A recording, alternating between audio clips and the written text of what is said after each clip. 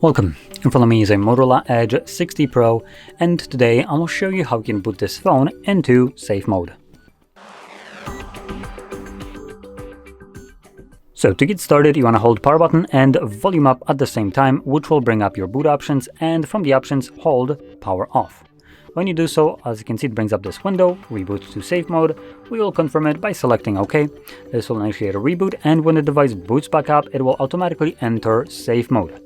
Now in safe mode, only the pre-installed applications will function, so any app that you have installed yourself will be temporarily disabled, and neither you nor the device can start it up. Now this sometimes also extends to applications that you might have that would come with your device, but Motorola is pretty good about it. This is more prevalent with something like Samsung phones, which most of their garbage downloads itself after you boot up the device.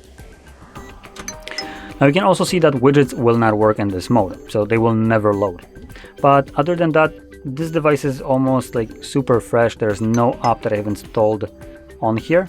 So all the apps that are here are basically the default apps that you'd normally see out of the box.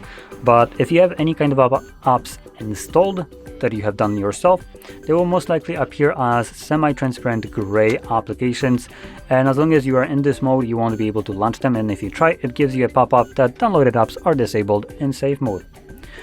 Now, once you're done with this mode and you want to go back to the normal one, you would hold power button and volume up again, and this time around you simply select restart. When the device boots back up, it automatically will boot back into the normal mode.